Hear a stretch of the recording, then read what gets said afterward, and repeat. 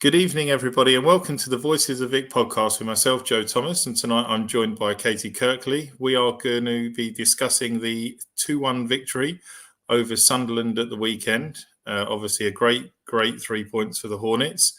First of all, Caity, how are you doing? I'm good, yeah. Feeling a bit worse for wear, just had Freshers Week. So I feel like I've managed to pick something up over the week, which is not good. But starting back at uni tomorrow, so that's fun. And moved up to uni, all good. But yeah, the game was great, good fun to watch over the weekend. I know you were there. How was it? How have you been? Yeah, I'm good, thank you. I'm good. Yeah, the game of the weekend was really good. Really enjoyed it. It's nice to be going to football, and like it's just there's a real feel good factor about going again. Like there's just not this what's going to happen when we turn up. Like everyone just feels good, feels positive, and it was good.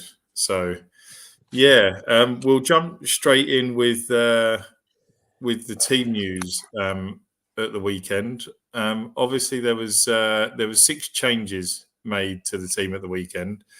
Tom, obviously, we won't kind of talk too much about the changes between at City because don't really class that. It was a cup game. It was just a free hit game, so we knew there'd be changes that night. But going back to the Norwich game last week, there were 6 changes made on Saturday from that side. Bond coming in for Bachmann, Larouci and Ebiseli coming in for Andrews and Sema. Kayembe came back in for Vata. Baah came in for Jefferson. And then there was one further change where Ogbonna came in for his first league start, Vicarage Road coming in for Serialta. Starting with, let's talk about Jonathan Bond just a little bit. Obviously, he came in at Norwich, didn't really get much prep time, obviously, because Batman had got injured. Thought he could have done a little bit better, but he redeemed himself, I thought, at City. I thought he kept us in the game and had a really good night. What did you make of his performance on Saturday? Yeah, I mean, I feel like a lot of our fans on Twitter I've seen have given him a lot of stick, and everyone's begging for Bachmann to be back. But I honestly don't think he's done badly. I thought maybe for their goal he could have done a bit better, but I think as well he made some great saves.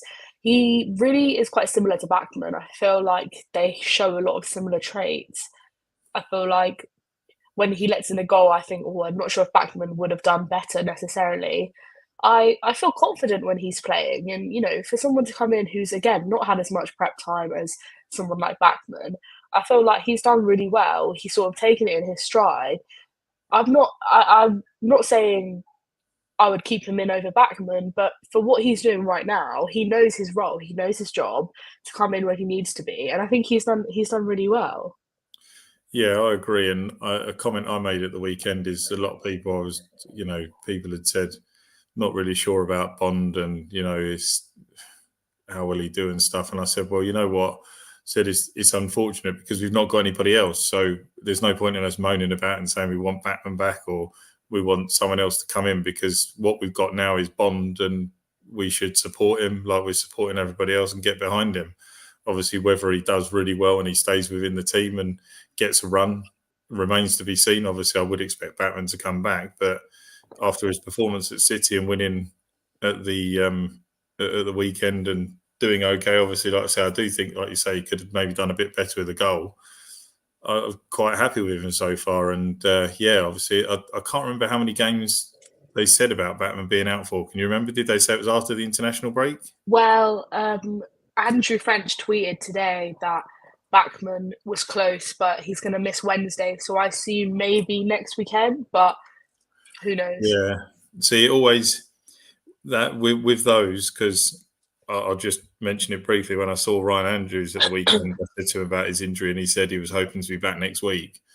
Yeah. With players like that and injuries, I'd like to kind of think with an international break, the game after, potentially, with such a big game coming after the international break, just don't rush them back. Give them the time they need to get fit. So we've got a stronger squad going into the next game, because the last thing you want to do, like as we've seen with Ngakia in the past is bring Andrews back into the team and he pulls up again and we're struggling. So, Yeah, definitely. So yeah, but moving on to the defence, and obviously it was Matty Pollock, Ogbonna in the centre, in that central position, and Morris kept his position out on the left of the back three. I personally thought that they gave man of the match to Sissoko, but I actually would have given it to Ogbonna. I thought he was brilliant at the back at the weekend. I was really, really impressed with him, and it was really great to see a solid performance. And you could see he was really like talking to the guys at the back, and he put in a shift. And there was, if I remember right, there was one header from, I can't remember, it was a corner that came into the box, but Ogbonna got his head to it and it flew right out to like the Graham Taylor stand. It was such a big header clearance. I was like, wow. But yeah, what did you make of his performance? Were you pleased with what you saw on his home debut? Yeah, I think as well. He really, he really reminds me of Sissoko just in defence. Like they've got those qualities, those leader qualities, the commanding qualities, where you can tell that they've been a leader somewhere else, and they're bringing those qualities. When Tom's been saying in all of the pre-match stuff, we need Ogbonna. He's someone that we need. We're waiting for him to come in and add that piece to defence, and I just noticed how calm everyone was. And he, again, like Sissoko, you'd think, oh, we might be a bit past it, he might be a bit old. But you see them running in the 90th minutes, they're still running. And I'm like, oh my God, like, I am in awe of them. But I thought he did really well. I think, like Tom has been saying, we have been missing that solid defender who can pick up when things go wrong. And that was someone that we sort of had in like Hoot, who was always there as like the calming presence, always sort of cleaning everything up. I think Ogbonna has those traits, and I think that he had a great home debut, and I don't think he'll lose that place in the team. No, I agree. I think he's there to stay. Now it's going to be interesting with those guys because see Morris has been doing well in that position. I think like I can't really fault him too much, and obviously we know Matty Pollock's been putting in a real shift where he's been playing. So when Serialta's fit again, it's going to be interesting to see what happens there. Whether Serialta comes into that position and Morris comes out or what. But yeah, so Ebisele got his. It was his first start in the league for us, I believe, on Saturday. I thought he had a good game, a very, very strong performance going forward. Obviously, got the great goal. Reminded me a lot of Ryan Andrews' goal at Norwich, to be fair. Just a little bit better, I think, in technicality. But yeah, I thought he put in a real good shift. He got booked foolishly not long after the goal. Bit of a silly foul to give away, but what did you think of his performance overall? Yeah, I thought he did really well, and I really liked the look of him when he came on. What game was it? A couple home games ago, like I 2 weeks think ago, when he came on. Coventry game, yeah. Yeah, I really liked the look of him. I thought he was just that little bit stronger and what we needed. And I mean, it's a great goal what he scored. And I was watching his post-match interview as well, where he says like Tom really uses those like attributes. Like he wants the wing backs and the people to shoot and really go for goal. And you see that because I've never seen a team where they are more involved than how they are now. Like they're obviously a very key part in this team, and he suits it as well. Like I thought he was outstanding, really confident. He works well in attack, but he can also defend and track back, which we've struggled with Andrews, I think, because sometimes he's sort of one or the other, and that's hard. And it's just because he's young and a bit inexperienced. But I thought Fessy did really well. I was really happy with his performance, and it was great for him to get the goal. Yeah, it was. Do you think when Andrews is fit, he's going to keep him out the side, or can you see Andrews coming back in? I think I don't know. I think I could maybe see Festi playing on Wednesday, and then maybe like Andrews comes in for Saturday. because obviously, right, like Ryan's went out, you don't necessarily want to just chuck him straight back in anyway. And he has been saying like, I want to get beat. You know, Luton's a big game. They all want to be ready for that game. I think obviously every player who's come in because of a change or anything, everyone has come in and done a job. And it's a bit of a position where you're like, well, how do you make that decision and say, well, it's not their fault they were injured. Should they just come back in? But then it is unfair to just drop that person because they've had 3 really good games anyway. So Yeah. I think it will be interesting to see what Tom does because he's not the type of person to just play someone for the sake of playing them. I feel like there's always a decision behind why he's playing someone and why he's not. And I think the players understand that too. When I spoke to Porteous the other day, he was saying how everyone knows their role, regardless of if you're on the bench or if you're starting, if you need to play a different position, everyone knows where they need to be. So I feel like if Andrew's playing, there'll be a reason why he's playing. It won't be because Festi is doing badly. It will just be like when you're playing 3 games in 7 days, you have to rotate the squad somehow. So I can see him rotating for that sense, but not necessarily because one is better than the other. No, I agree. I'm with you. I made this point on Saturday about the squad rotation and that, while he's got a squad, why not use it? Obviously, I know we've struggled a little bit with injuries of the last couple of weeks and people are out, but, when you've got wing backs that can be used and other central midfielders, I'm still a bit surprised that I'm not saying that I want them to change because I think they've been doing okay in midfield, but I think with Musa and Tom Delibashira, I think one of them might need a rest. Is a very Yeah, it can be a very demanding role. And while I know he's only just come back from injury, but we've got Imran Louza. We've obviously got yeah, Pierre Duame now as well. Um, it would make sense to see one of them come in at some point. If Wednesday's a good opportunity, yeah. I'm not saying, listen, you can't take any game in the Championship for granted, can you? Obviously, I know Preston are in the bottom 3, but Loser's good enough to play in that midfield for me, and I And think he it was. and he wants to play. Like I know he he deserves does. to play. He deserves a game. Like he's been so patient. He's waited his turn. I'm not saying we should play a B team because it's Preston. It's not that. It's just like if you are going to rotate, I'd love to see like Vata get a start, Loser get a start, people who are waiting their turn. Like because you'll have to rotate at some point. And realistically, if you're going to pick the Wednesday game or the Saturday game, you're going to rotate for the Wednesday game. So Of I course. think there could be a good rotation coming in for that. Yeah, I agree. The other side, Yasser Larouci come in back in for Ken Sema. Um, I made this point just before we went on that the one of the Sunderland coaches was chatting outside after the game to a couple of fans and had said that he was very surprised that Tom made the decision that he did to take off the wing backs when he did because we were dominating down both sides. Festi and Yasser were both getting forward, getting balls in the box, and they were struggling to cope with us with our counter attacking. What did you make of Yasser Larouci's performance at the weekend? I thought he looked a little bit better, and that's because he's getting more game time, isn't he?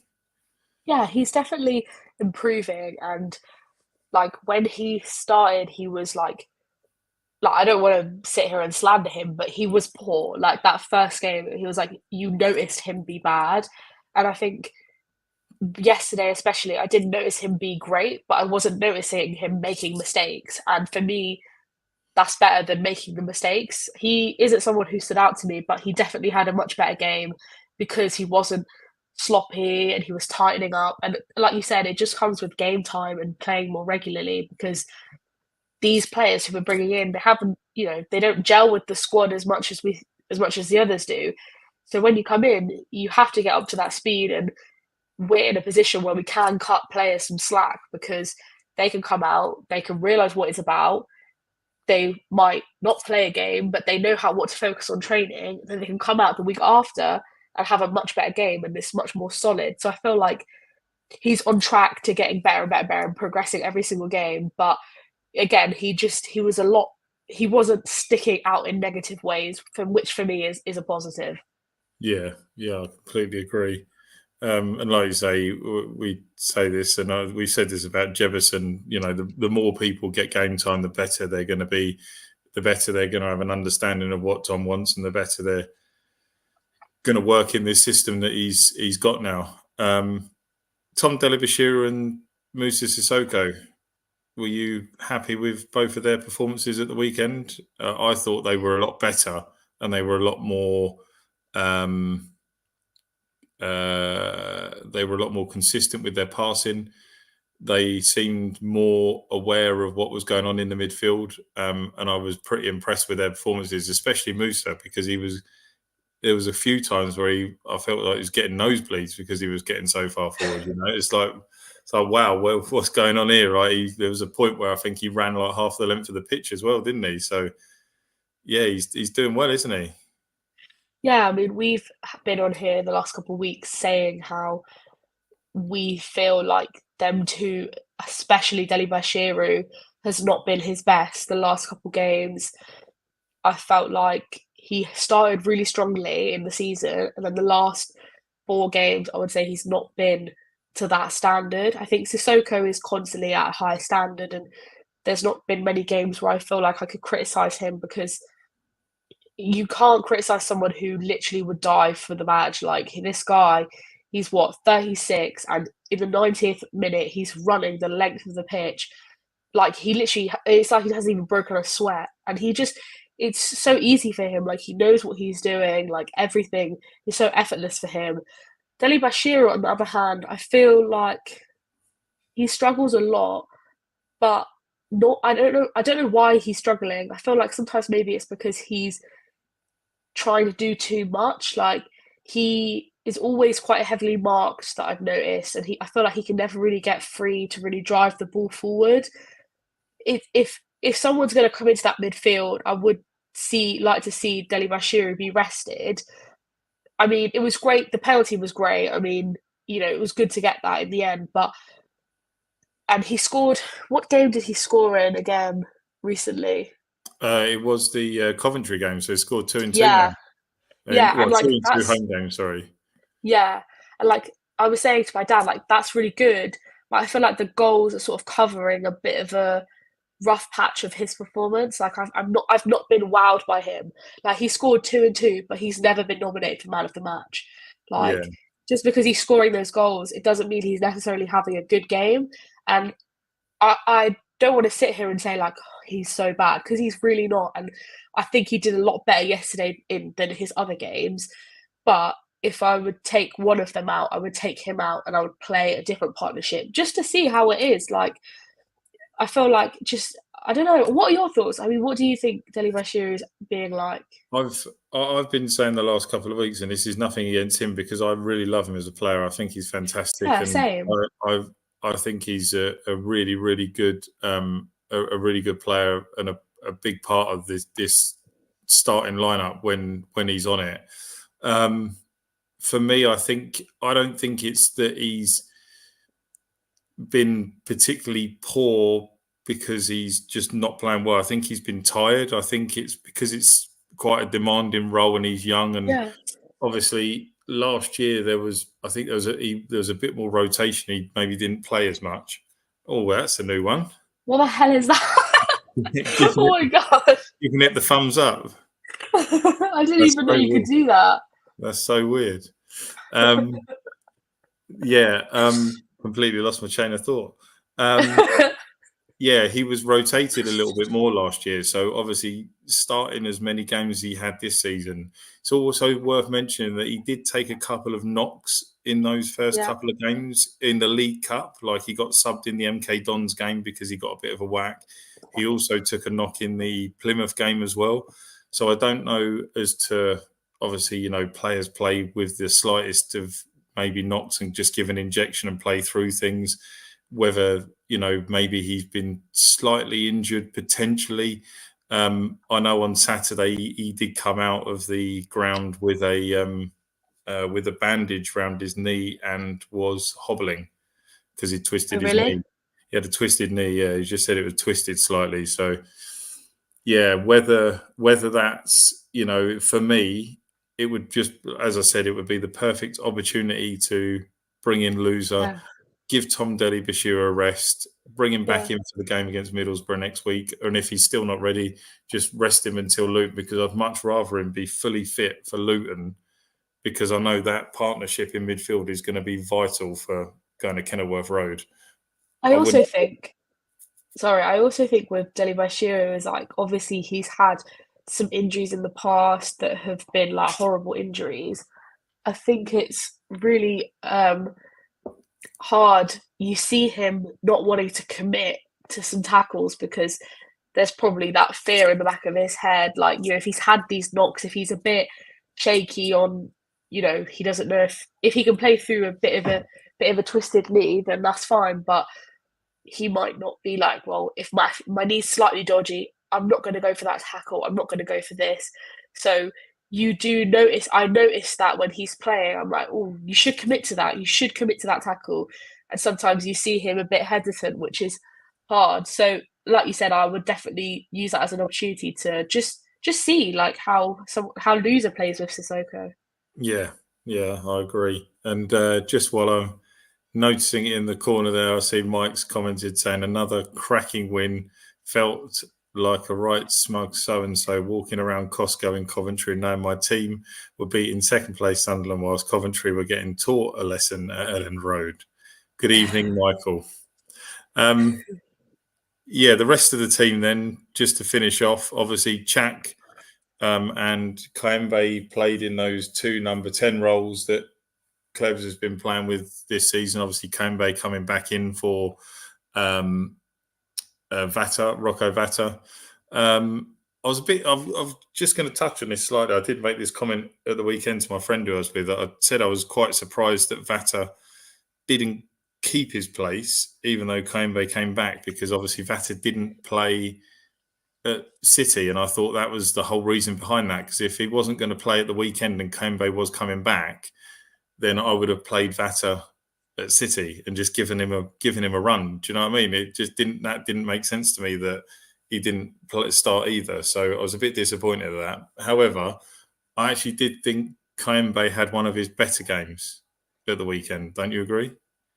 Yeah, 100%. I literally said in our WhatsApp, I was like, Kembe's actually having a cracking game. Like, compared to what he has been the last couple games when we've literally we've slagged him off. We've literally said that he doesn't even deserve a place in the squad. But I honestly thought it was like watching a different player, especially the first half. Like he was, shooting, driving forward, all this stuff, and I was really impressed with him. Yeah, it was a much better performance from him, and I'm hoping that will continue from him. Chak as well. You know what you get with him, don't you? Week in, week out. I can't really sort of say too much more on it. We touch on it every week. He always gives 110%. He's always looking for a forward pass, driving forward. I still think there are times where potentially he's maybe just doing a little bit too much, and Yeah, maybe he could let the ball go a little bit earlier. yeah, But yeah, he's by far our best player, I think, in our team, and couldn't be happier that we've got an extra 5-year deal on the table yeah, for him, because if someone comes in, then they're going to have to pay big, big, big bucks for him. definitely. So, Yeah. and just finishing on the team, then our favourite man, who's sadly not on the pod tonight, because I know he'd have had plenty to say about Baah at the weekend. What did you make of his performance at the weekend? I feel like every pod I've done where it's him starting, we end up saying the same thing because there's nothing more to say than just like he's not very good. I mean, we always say we can't fault his work ethic because he does try and he gets himself in such good positions. It's just his finishing. Like he cannot score goals so many times when like that header that just went completely wide. He does work. Like he makes the defense he makes the defense run for him, and he's always in those positions because every time he gets the ball, it's like, oh my God, open goal, always missed. I feel like he needs to get that goal. He needs to get a first goal. And I think, well, has he scored this season? Yeah, I feel like he has. Yes, he did. Derby, the scissor kick. Oh, yeah. I feel like he needs a goal soon. Hopefully, Yeah, like this week. yeah, like But soon. yeah, like Wednesday. um, I feel like once he scores that goal, maybe it's a confidence thing. But I also am like with Jefferson, I'm like, ugh, like I'm umming and erring about him. I feel like we've not seen enough of him, and I feel like he needs a good run of games to improve to us to really see what he's like. So you're sort of questioning, well, who's going to play there because both choices aren't great. So it's a bit of a sticky one. I mean, Bale, I have a soft spot for him. I really do. I feel like he has so much in him, and like you can't fault the work rate that he has, but it's just not. I can't explain like how I feel about him because it's so frustrating, and it Yeah. just makes you think. Give Jefferson a start, let him play the full 90. But again, that doesn't really seem to happen. Yeah, I've kind of got a little theory which I'll touch on in a minute, but I'm just going to a couple of comments that come in. One from Matt just saying Sissoko's passes were much better in this game than last game. Sometimes when he sent the ball forward, he didn't really have someone pushing forward and putting pressure on their defence. Yeah, I agree with that. It was that time where actually I think it was the time where him and Baah were driving forward and they got to Sissoko got to the edge of the box and he needed to release it earlier, but Sissoko just stopped and he couldn't work out whether he wanted to shoot or pass. And he ended up passing, and then Baah got closed down. And I think that happened with Baah like 3 times at the weekend, where he got closed down for opportunities. So yeah, that was really frustrating. And Mike said, I sort of see Clev's point that Baah makes us more structured, but Jesus Christ, I'm sure some of us tipped him to be top goal scorer this season in our podcast predictions. Well, Ben, if you're listening, you certainly didn't. Your top scorer is currently in Denmark. I feel like all of us are. Dude, Yeah, I don't remember who I I can't said. remember who I said actually now. Yeah, it'll be good to have a listen I'm trying listen back. I'm going to say Jefferson right now. I'm putting it on record. to. And then Matt's just actually just put a comment in saying Baah works hard as our main striker, but needs to be scoring more as us fans are just going to get more on his back more and more until he leaves at the end of the season if he doesn't score soon. Yeah, I agree. So just one thing I've been thinking about is that obviously Baah over pre-season started the games down in that forward position, and at Stevenage he did really well there and obviously scored from playing in that position. I wonder whether it's going to get to obviously he's got Jefferson in on loan and he obviously wants to play him. But if neither of them are scoring in that position, whether Baah might come in and play in that forward position and have Chak or Kaembe or Chak and Vata behind him. I don't know. That front three would be lethal. Like, Well, it would be so good. It would genuinely after I'll speak more about the subs after we kind of touched on the goals in a minute, but Baah now has come on again. He started obviously against City and stuff and would put in a phenomenal performance, scored a perfectly good goal, and he's come on Saturday and he's won the penalty to win the game. He was so strong towards the end of the game, keeping the ball in the corner. We've not seen. In fact, I don't remember us doing that too much since Troy left, getting the ball in the corner. Yeah. Excuse me, and just keeping the ball in the corner and just having someone there, and he was just using his muscle and just batting people away. It was phenomenal. But yeah, so just touching on the goals then. Obviously, the first one was a ball over from Yasser Larouci on the left-hand side. Festi Ebisele watched the ball come over and he connected with it beautifully, didn't he? And it was a really, really good finish. I was delighted to see it go in, and it was nice to see. Obviously, he got 2 goals when he played for Derby, so we know he's obviously not a prolific scorer, but got the odd goal in him. But it was nice to see him score so early into his Watford career, wasn't it? Yeah, and I thought the goal was great, like proper screamer, and it will do great for his confidence. I think I'm not saying that I expect him to start, but I think that would solidify that performance, and the goal should solidify a place in the team. I know we were just talking about if we think Ryan will come in. I think it's hard to sort of come back in when you've got him in that position, and obviously having the goal will have give him confidence.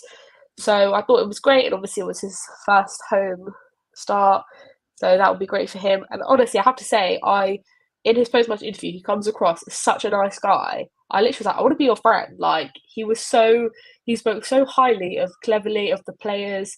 I mean, the the squad that we have. This is me going off on a complete tangent, but the way in all the interviews the players conduct themselves and speak about Cleverley, they're so quick to mention how Cleverley has coached them so well, how the squad is so nice, how everyone gets on, how he says how the squad is so good, everyone in the squad is amazing. That's really refreshing for us as fans to watch, because the praise that Cleverly gets from the squad is really high, and you know it mirrors that on the pitch. You see the players, they want to put things right, they want to you know fix what they did at Norwich. They knew that wasn't right, and they've come out and they've done that. Nearly getting a draw against City and should have gone to pens. The Sunderland game's been great. Obviously, we're going to lose games, but you notice that attitude. That attitude is so good, and that is what you want to see. Honestly, he came across really well in that post-match interview. If anyone hasn't seen it, you should go and watch it.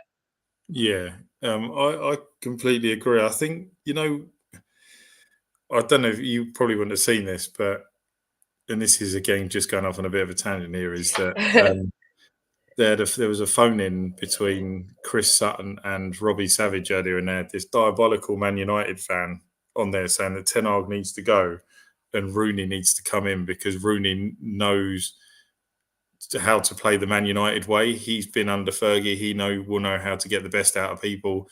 And he was going, he didn't have the best start. He's not had the best start at Plymouth. He didn't do so well at Birmingham, but he'll get it right. He's a big stage man. Blah blah blah. And it just made me think about Cleverley, that Cleverley knows how to play the Watford way. Like Yeah, Cleverley knows what it's like to be at the club for a long time. Obviously, he came in as an 18-year-old. He was just a youngster. He got the opportunity to play first team football with us. Obviously, it was only a loan, and then he came back. Obviously, years later, and he's been with us ever since. Got the opportunity as an academy manager, and he grabbed that by yeah, you know what I mean, what I'm trying to say. But yeah, he's just, I think he knows what it means to the fans, and you can see the passion when we score. He's always showing how happy he is when we score. He's yeah, always releasing that emotion because I think he puts so much into it and he cares so much. You can see that coming off the bench. Like, it's not just him though. Like, I watch Garrido and I watch the coaches and the yeah, subs. They're all happy. Everyone seems to just be. There just seems to be this family vibe at the moment yeah, where fans are happy, the players are happy. Obviously, we don't know what's going on in the back room. I don't really care what's going on in the back room, to be honest, with all the hierarchy. But while this is going on at the moment and we're currently 7th in the league, I mean, I don't know about you, but would you have taken 7th position if someone had said going into the second? Well, obviously, a lot can change in these 2 games if we lose them because it's so close. But especially going towards this international break, if someone had said Watford would be 7th with 13 points and still being unbeaten at home, you'd have probably taken it at the start of the season, wouldn't you? yeah. Of course, I would. I mean, even if we had lost, I feel like the best thing about this team is that we haven't let the losses get us. Like, I don't when like last season or a couple seasons before, every time we lost, it was like, oh, you just know you're going to be in a bad run now. Like every time we lost a game, the next 3 games afterwards you knew were going to be awful. There was no like need from the players to like turn it around or try harder.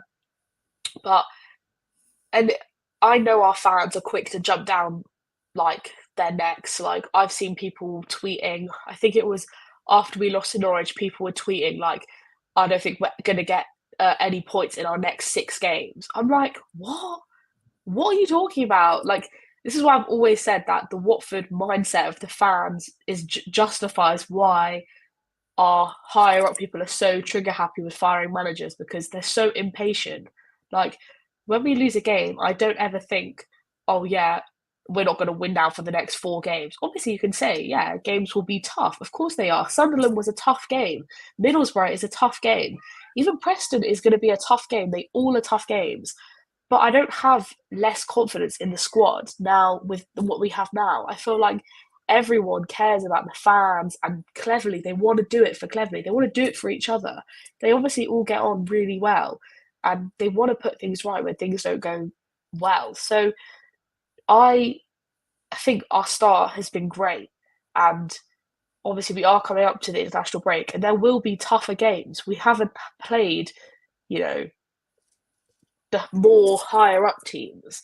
But we have shown what we can do. I mean, this Man City game, we should have won. Like, I've never thought I would ever say that about this Watford side. So I think we all just have to stick in, and I think we're going to be fine. I think we're doing really really well. And that is all thanks to Cleverley. Yeah, I agree. And like you say, I think in previous seasons when we've seen a defeat like a 4-1 defeat at Norwich, you'd think, well, even last year, I think, I can't remember what followed after the 4-2 defeat at Norwich when Ben went up there midweek, but it wasn't pleasant, I think, after that. Yeah, But to get the reaction like we did against City, even with players being rested, I mean, you think other yeah, people came in and they put in such a shift. And then obviously to bounce back in the league with a win against Sunderland, who were, I think, started third in the day or second in the day on Saturday, yeah. it's brilliant. And yeah, you can't fault them for the effort that they're putting in at the moment. So yeah, long may that continue. Just touching on Sunderland's goal briefly, obviously everyone was delighted that we didn't concede within the first 5 minutes on Saturday. There wasn't a round of applause or a big cheer when we passed the 5 minute mark, but um, we did, however, somehow manage to concede within the first 5 minutes of the second half this time. So that was disappointing because it was another slow start to a half, albeit the second one this time. Patrick Roberts put a ball into the box, and Wilson, I'm gonna butcher this name, Isidore or Isidore, slotted the ball into the back of the net. Kind of caught Bond a bit off guard, I think, didn't he? Yeah, And I think I can't remember who it was. Was it Ogbonna or was it Morris that was with him? I'll be honest. I I looked don't know. down at the time the ball was going into the net, so I didn't actually see the goal, which is why I asked you to post it in the chat. Literally, like do that, and then they scored. Um, but but yeah, it was disappointing to concede so early in the second half after such a strong first half, wasn't it? Albeit Sunderland did probably get. I'd probably say the last 5 or 10 minutes they had the better of the chances in the first half, didn't they? They kind of grew into the game a little bit as the half went on. I think it's always tough when you're leading and then a team like Sunderland who have they've had a really strong start. They're above us in the league. They're obviously going to come out second half fighting. You knew they would be. Anyone would have said that they would be because and I think because we have got this sort of Watford starts slow. We've conceded in the beginning. We probably got a bit relaxed and a bit comfortable and they were just able to wiggle away and we just weren't switched on. And I think we've said every week now, because this keeps happening, we've said that it really needs to be sorted out because obviously we did well to get that penalty at the end, but without that it would have been a 1-1. And also Sunderland controlled the second half, especially that like sort of 50, 60, 70th, 80th min. So I was like, it probably would have been like more of we just about got a draw there instead of a comfortable draw.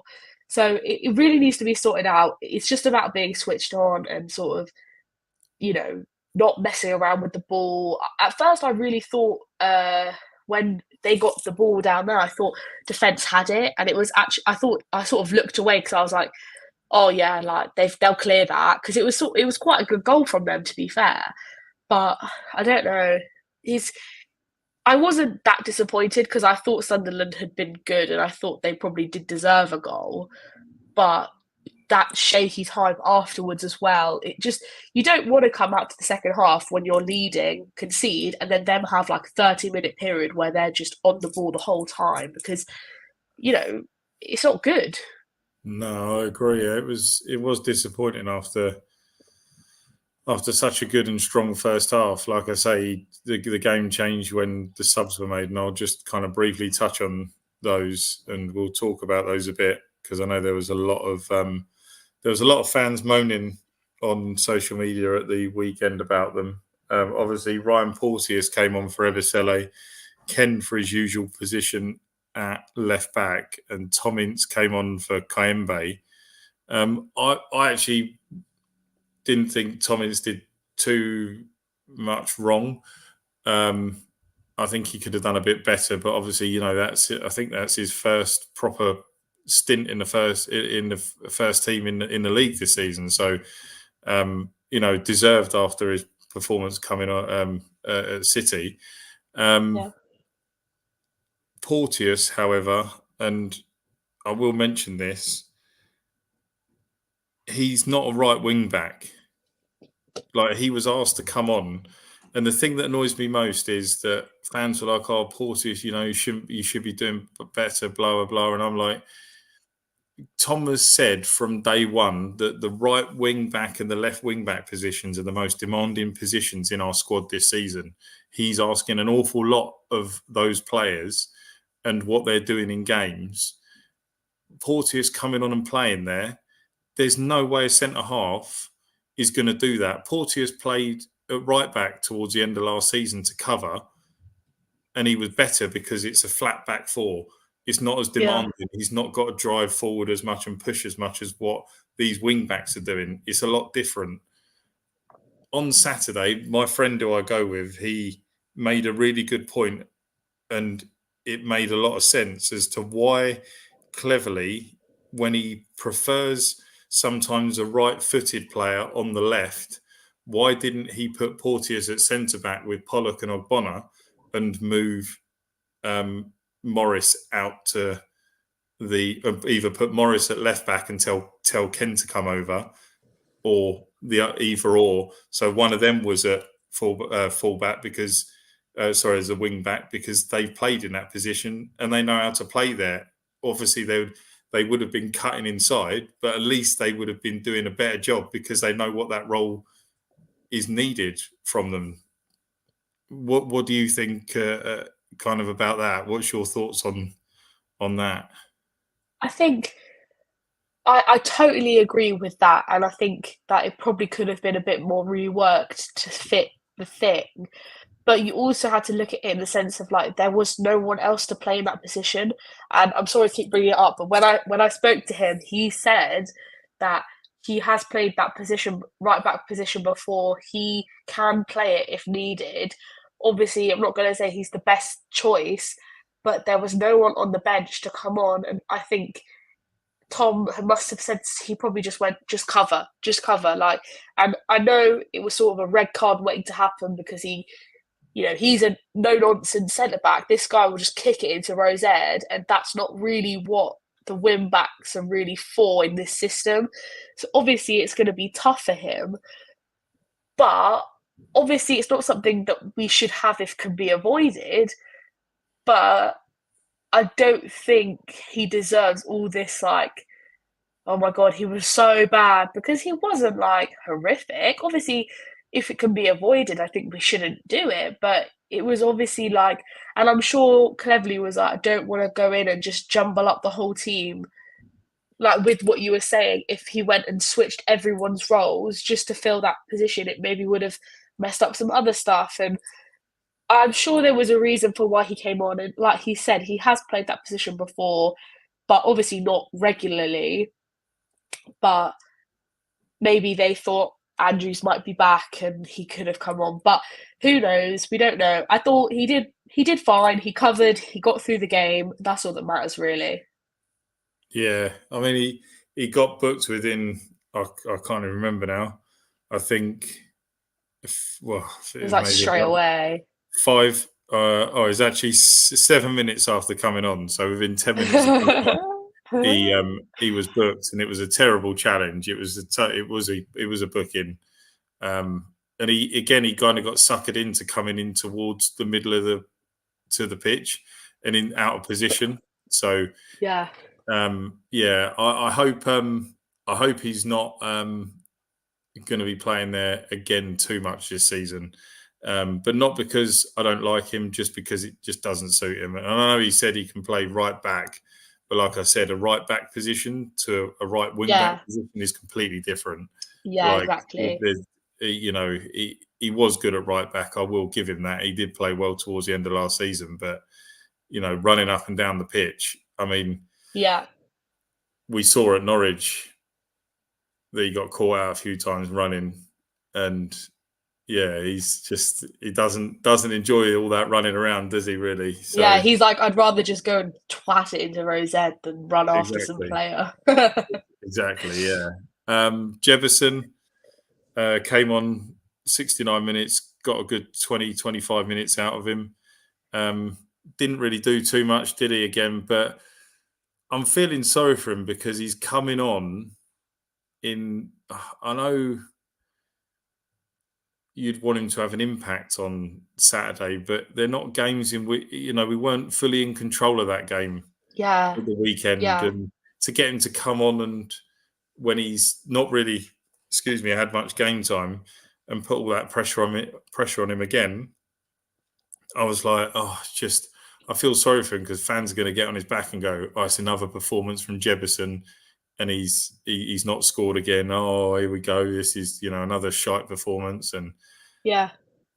what? I completely agree. Like he's always being brought on at very awkward moments. Like never really when we're in control of a game. Like obviously he's bringing him on hoping to make an impact, but I feel like he almost needs like a cup game to just sort of get on, have a run around. I definitely could see him maybe starting on Wednesday. I feel like that would be a good game for him to play. Yeah, I agree. But he needs that run of games. He needs that 10 games. Get him some confidence. Get him some good support. Let him play with like Chak, maybe even like Baah, Vata. Let him play with those types of players because every time he's come on, obviously I think he's better than Baah. He just they both have like conflicting attributes. Like he's quick, he's tall, he's very agile in the air, but every time he comes on, it's in a bit of like we're always in that quick, just get the ball in the box, like just try and score, just try and score. I feel like he doesn't. He needs more of like a start of the game. He needs to play at the start of the game when you're finding your feet a bit, finding what's going to happen, not that frantic at the end where it's like quick, you need to make an impact, you need to make an impact. Like I feel like he doesn't always do well under that. Yeah, I agree. And I think with Preston the way they're playing at the moment, I think it would be ideal.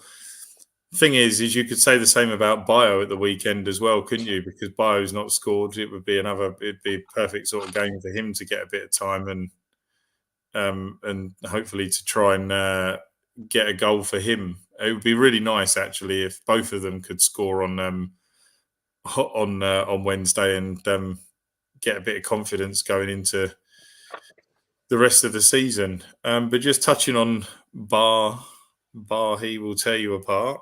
That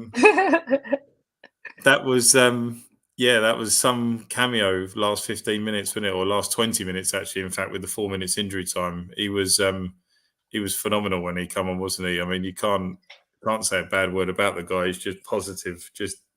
You get the positive vibes, feel good factor, and just everyone loves him. Yeah. Yeah, he's so good. Honestly, when I watch him, I'm like smiling from ear to ear. I'm like, oh my god, this guy is so good, and I can't believe I've said before on one of the pods like before I've said how how young and like small he was when he first came here, and how inexperienced and just. And honestly, when you see what he was like when he first came here to how he looks now, you wouldn't even recognize him. He's bulked up so much. He is that number nine. Like he looks like that number nine, and the way he plays is insane. Like genuinely, every time he's come on, he's done something or helped the team or been able to create something. He deserves a star. He deserves a solid place in that team, and I can't believe how under the radar he's gone until now. And I feel like this is his time. He's worked so hard. He's been patient. He's gone out on loan. He's waited. He's been in the background. Now he's finally breaking into the first team. And every time he comes on, he's showing us what he can do. And that deserves to be rewarded. Yeah, I agree. And do you know what? I actually think it's down. I think Cleverley's got to take a lot of credit for it, because I think that it's the way he's being managed, and I think he's just enjoying being around the club at the Yeah. moment. Obviously, with previous spells that he's when he's gone out on loan, the club's not really been in the right place, and I think we know that young players haven't really been used much, have they, over the past few years in terms of like he's not. He's obviously not homegrown, but that just getting in someone that young and giving them that chance after going out on loan, you just don't really see it at Watford anymore. Like a good example was, oh, do you know what? I'm going to completely forget his name. I think his name was it Jerome Sinclair. We had a Oh striker yeah, yeah, from Liverpool, and everyone was yeah, like, "Oh my god, he's going to be great. He'll come in. It'll be yeah, wonderful." Went out on loan. I can't even remember where he went now on loan, but he did average, and then he ended up going. And we've seen it with like Fletcher and people like that, where they've come in and just not done anything, been sent out on loan, and then we never hear from them again. So yeah, obviously we expected that, but it's been the complete opposite. And I'd be devastated if we were to lose him. And that if he does, obviously if he does well coming into the side and going into January, people are obviously he's going to be on the radar, isn't he? That's always yeah. a problem going into a window. He could go on someone's radar and we could end up losing him. And obviously that's not what we want to do. So, And I think as well, like you said, credit to Tom Cleverley because I feel like, and it's the same with people like Vata. Like you can obviously tell there's a player in all of them, and Tom Cleverley is giving them the opportunity to be in and around the squad. I tell you now, if that was any other manager, both of them would just be playing in the under 21s, or in that they would not really see a look into the first team unless it was like a cup game or something. And you could tell that they're both being patient. Like I feel like if Cleverley was only giving them a run in a little bit, like here and there, of course they're going to look for like loans in January or a transfer in January because they're like, I want to play. I'm showing that I want to play, and both of them have, yeah, Vata included, have really shown why they should be part of this team. And Baah, I can't believe he's not playing more. He's better than Bear and Jefferson combined. Like he deserves a solid start, honestly. yeah, Matt's just pointed out with Baah and with the run and the movement around the defender to win the penalty, then his reaction to hype up the fans when the penalty was given was unbelievable. Yeah, he was delighted, wasn't he? It meant so much to him. And he obviously is another performance where he's come on. He's like you say, he's helped the team. We've seen him come on and score. We've seen him come on and assist, and we've now he's I can't see it being too far away, and I wouldn't be surprised at all if he got a start before the international break. That's what we all would love to Yeah. see. And he's Um, been here for like 3 years. Like he deserves a break in the team now. yeah, 100%, 100%. Not forgetting a comment from Michael Thorpe at the beginning of the pod. I wasn't ignoring you, Michael. How many points in the next two games? Um, it's a tough one, that, because obviously Preston are struggling at the moment and we are playing well. Obviously, we've only won, won one and lost two in the league away so far. It's Norwich and Sheffield United we've lost, Oh and yeah. Millwall we won. So we've got 3 out of 9. and we put in a good shift at City. So, I class that as a good performance. I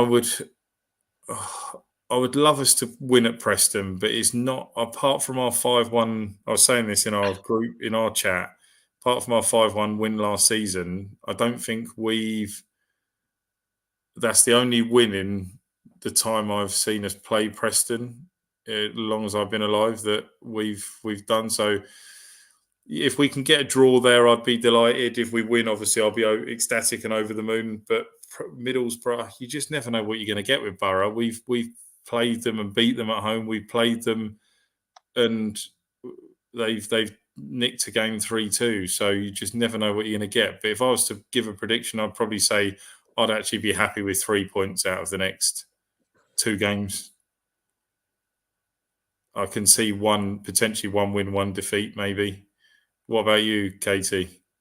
I'm going to go confident. I think if we win, I think a win against Preston, and then you're in that momentum. So you're going to go into the Middlesbrough game on the back of 2 wins. I think I could probably, if I'm being confident, I'm going to say 6 points. But I think I could also see it being a win against Preston and maybe a draw against Middlesbrough. I think we have to start, like for me as well, like I feel like I have to start being a bit more, I have to back the boys. They've not really given us a reason why we shouldn't be winning the games. Obviously, yeah, you're going to lose some, and we did lose to Norwich, and we have lost to Sheffield United, but we are taking the points where we should be taking the points. Like we've said, win your home games and draw your aways. Obviously, we haven't drawn our aways, but I feel like we haven't let points slip from games where we're like, oh, we should have won that. Like, yeah, okay, we should have maybe done better at Norwich, and we should have probably done better at Sheffield United. But I don't feel like when, like last season, we used to always be like, every pod, it was, we should have won that game, we should have done better, we should have won. Da, da, da. I don't feel like that. I feel like every time we should have won a game, we're winning the game. And apart from a few here and there, but I feel like if we're confident going into Preston, we should win. Of course we should win. And Middlesbrough as well. It's going to be a tougher game, but it's going to be like the Sunderland game. If we just, play our best, then we should win. Yeah, obviously it's just worth pointing out as well, and I think Tom deserves a big mention for the record that he broke at the weekend, being the first Watford manager in 120 years to go his first 10 home games as manager unbeaten at Watford. I think I was mind blown when I heard that, and I'm not going to lie, Tom, I fell in love with you just a little bit more. Well, I can't believe we haven't lost at home since, what was it, March? Since Tom came in, yeah. So yeah, honestly, I'm like mind blown. I can't believe it. Yeah, I mean there were a couple of draws in there, obviously. Yeah, but still. Yeah, there was a couple of draws in there. But yeah, I mean, still to go unbeaten, and he steadied the ship, didn't he, when he came in? So just something Mike's mentioned. Obviously, we did beat Preston in lockdown too. The Pedro penalty. Yeah, I totally forgot about that. To be honest, whenever anyone mentions any games during lockdown, be honest, I tend to forget most, apart from the ones where the Bullies. Mike said the Cardiff game. The Cardiff game. Obviously, that's one we'll never forget. 4 points from the next 2 games. Draw on Wednesday and beat Borough. Away, we don't look half convincing as we do at home. And yeah, I'd probably agree with that. Actually, I think we need to look better as a defensive unit away from home, because we're far too open at times, I think. But yeah, it'll be interesting to see what we do on Wednesday. Just to wrap things up, score prediction, Caity, on Wednesday? I think 2-0. I'm going to go for a sneaky 1-0 win, and I'm going to say that it's going to be a Jefferson goal in the 34th minute. Yeah, I think 34th. Yeah, 34th minute. I'm going to say 34th minute. I definitely think Jefferson goal. If he starts, Jefferson goal. Yeah, I agree. And I reckon it'll be Larouci that will set it up. Watch this space. Yeah. I don't know if did 1-1 Sissoko 29th minute. No, Mike. We're talking about wins only here, mate. We're only talking about wins. Yeah, get this negative energy away. Did Mike do a preview to the... Mike, did you do a preview to the pod? Because I was just going to mention it if you did. If you didn't, then let us know and I won't tell anybody to go and look for it. Because he did say he was off today. He didn't. I think he's ill. Oh, is he? Okay. Oh, okay. He didn't do one. Okay, that's fine. That's why I kind of literally touched on it a little bit because I wasn't sure if he had or not. Since 2011, now head-to-head with Preston, we've won 3, drawn 4 and lost 2. Okay, that's not bad, actually. That's pretty all right, to be fair. Well, let's make that 4 wins. Yeah, let's make that 4 wins. I agree. Yeah, thanks ever so much, everybody, for joining us this evening. Obviously, as always, if you haven't hit that like button, please do. If you haven't hit that subscribe button, please do. As we say every week, a lot of our listeners aren't subscribed, and it would be great if we could get them numbers up going towards the end of the year and into next year. And also, if you do like the video, please do hit the like button. Any comments you've got or anything like that, please do leave them. And obviously, when we next come on, we will do our best to get through those and speak about what you've put on. But for now, everybody, thanks ever so much for listening and enjoy the game on Wednesday. And we'll be back to, I think, I don't know whether we'll have a chance with the quick turnover to do a review of the Preston game. But we'll try to do something potentially, even if it's just something maybe after the game quickly to touch on it, especially if it's a win. It would be rude not to talk about that. But yeah, enjoy the game, everybody, on Wednesday and speak to you all soon. Take care. Bye-bye.